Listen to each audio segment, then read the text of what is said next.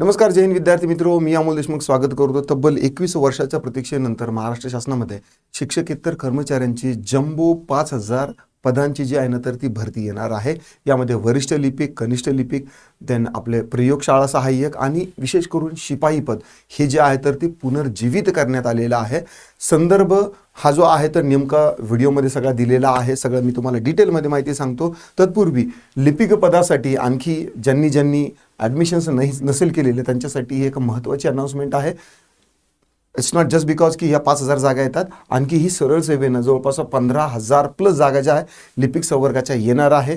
त्यासाठी आपली ही महालिपिक भरतीची जी बॅच आहे तर ही आपण सुरू केलेली आहे. महाराष्ट्रात पहिल्यांदाच आहे. 1499 रुपयामध्ये ही बॅच आहे आणि याची व्हॅलिडिटी 12 महिने नसून याची व्हॅलिडिटी 3 वर्ष आहे.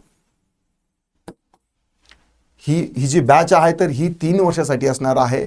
अपडेटेड कंटेंट तुम्हाला ईच इयर मिळणार आहे. 70% तुम्हाला रेकॉर्डेड असणार आहे आणि 30% जो आहे तर तो लाईव्ह असणार आहे. आत्ताच आपलं ॲप्लिकेशन डाउनलोड करा आणि डेमो बघा. नंतर 7066 155 355 या नंबरवरती तुम्ही रीच आउट करू शकता.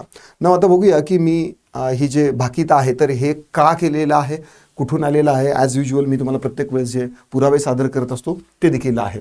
ना आता हे राजपत्र आहे, ठीक आहे, फेब्रुवारी 2025चं आहे आणि यामध्ये खाजगी शाळातील महाराष्ट्र खाजगी शाळातील कर्मचारी सेवेच्या शर्ती विधिनियम आणि विनियमन आणि अधिनियम 1977 हे जे शाळेमध्ये शिक्षकेतर कर्मचारी जे भरले जायला पाहिजे त्यांच्याविषयी सेवा प्रवेश नियम जे आहेत ना तर ते अपडेट करण्यात आलेलं आहे. ते राजपत्रात केलेलं आहे.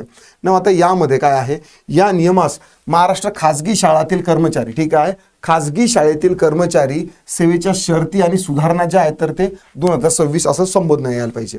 ठीक आहे. आता महाराष्ट्र शासनाच्या म्हणजे 4 शाळातील शिक्षकेतर पदांसाठी अहर्तता, म्हणजे हा 4थ्या नंबरचा मुद्दा आहे. शाळामध्ये जर शिक्षकेतर पद जर भरायचे असेल तर त्यांच्यासाठी काय काय अहर्ता असायला पाहिजे. नंबर 1 पद आहे कनिष्ठ लिपिक, दुसरं आहे वरिष्ठ लिपिक, तिसरं आहे प्रमुख लिपिक, ठीक आहे, देन आहे ग्रंथपाल, देन आहे प्रयोगशाळा सहाय्यक आणि देन आहे शिपाई. ना आता अगोदरच्या काळात काय व्हायचं की ही पदं जी आहेत ना, ज्या संस्थेमध्ये रिक्त पदं आहे ती संस्था काय करायची की जे शिक्षण अधिकारी आहे त्यांची मान्यता घ्यायची आणि नंतर मग त्यांची जाहिरात द्यायची आणि नंतर मग जसं जसं कॅन्डिडेट येईल त्या पद्धतीने ते भरून काढायचे.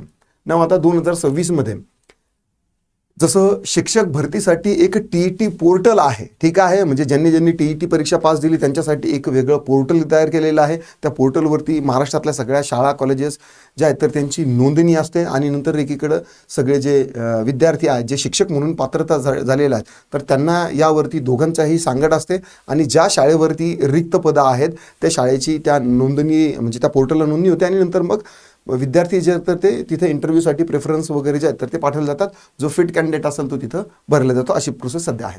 पण शिक्षकेतर कर्मचाऱ्यांसाठी जी आहे ना तर ते अशी कसलीही प्रोसेस सध्या नाही आहे. नाव आता माझ्याकडे ना यामध्ये सेंट्रलाइज पद्धतीने ही होणार आहे. ही मी कशामुळे म्हणतोय बघा, ही जी आहे ना तर ही बातमी आहे, ही टाइम्स ऑफ इंडियाची आहे, ठीक आहे. टाइम्स ऑफ इंडिया, हे बघा, times of India, India times, ठीक आहे. आणि यामध्ये बातमी आलेली आहे 29 जून 2025ची आणि विशेष करून हे संभाजीनगरचं आहे. Chhatrapati Sambhajinagar state government has a plans to recruit member of non teaching staff through a dedicated portal, ठीक आहे, similar to the recruitment of teachers being carried out in government run and aided schools, ठीक आहे. म्हणजे याचा अर्थ असा आहे की छत्रपती संभाजीनगरमध्ये ही बातमी आहे.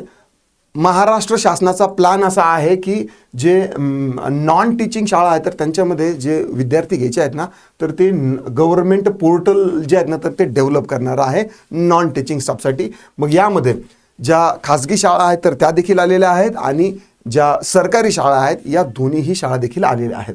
ना आता यामध्ये 5000, हे बघा, पवित्र पोर्टल जे आहे ना तर ती टीचरसाठी आहे. तर तशाच पद्धतीचं जे आहेत ना तर ते एक वेगळं जे आहे ना तर ते सुरू करणार आहेत. हे याविषयी आहे. बाय द वे मी याची जी लिंक आहे ती तुम्हाला मी देईल, मी खाली देतो. तुम्ही याचं ट्रान्सलेशन करून मराठीमध्ये किंवा ॲज युज्युअल तुम्ही इंग्लिशमध्ये देखील करू शकता. Now why I am saying that there will be 5000 or more than 5000 vacancies.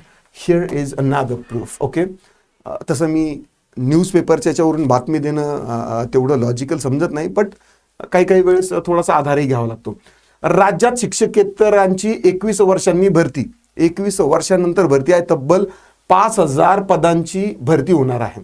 ठीक आहे, शिक्षकेतर पदांच्या भरतीचा मार्ग मोकळा झालेला आहे. सुमारे 5,000 पदांची भरती होण्याची शक्यता देखील वर्तवलेली आहे.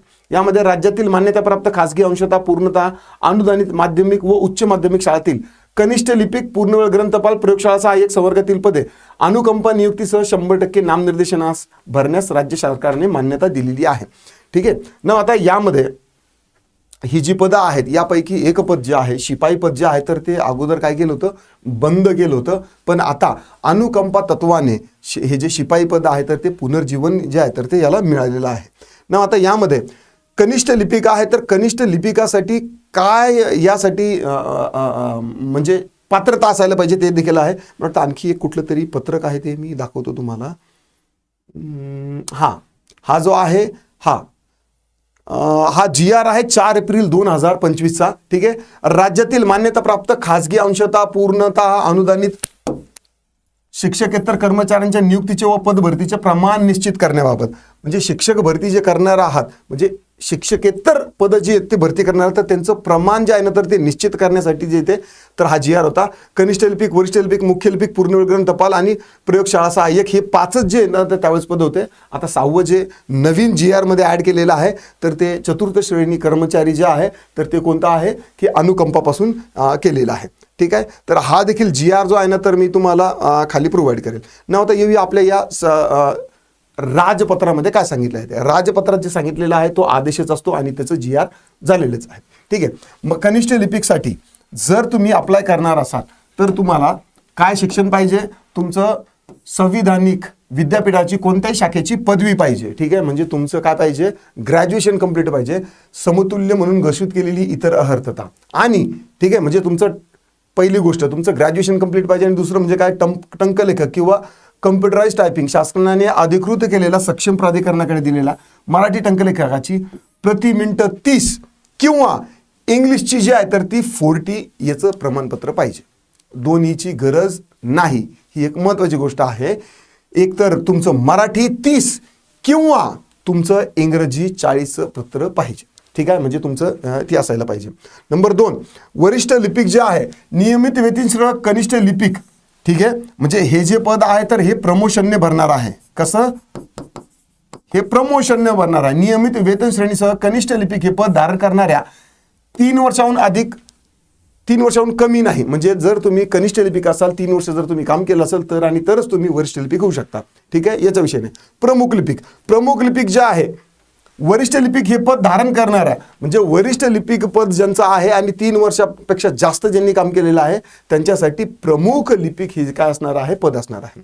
नाव दुसरं चौथं जे पद आहे तर ते आहे ग्रंथपालाचं पद आहे. म्हणजे याच्यामध्ये काय पाहिजे की library science, bachelor of library जे आहे तर ते पाहिजे. ठीक आहे, किंवा लायब्ररी ISC ही जी पदवी जी आहे ना तर ती असायला पाहिजे किंवा मान्यताप्राप्त संस्थेच्या ग्रंथालय विज्ञान विषयाच्या पदविकेसह संविधानिक विद्यापीठाची कोणतीही शाखेची पदवी. म्हणजे तुमचं लायब्ररी सायन्सची तिथं काय पाहिजे, पदवी पाहिजे ग्रंथपालासाठी.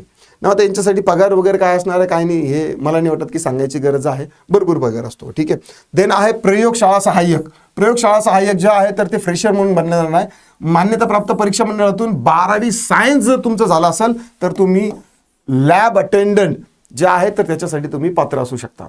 ठीक आहे, देन आहे शिपाई पद. ठीक आहे, शिपाई पद जे आहे तर ते 12वी उत्तीर्ण झालेल्या व्यक्तीमधून जे आहे तर ते होणार आहे. ठीक आहे, काय 12वी पास जे आहे त्या उत्तीर्ण झालेल्या व्यक्तीमधून वेळोवेळी शासनाच्या मान्यतेने विभागाने विहित केलेल्या धोरणानुसार अनुकंपा तत्वावरील नियुक्ती.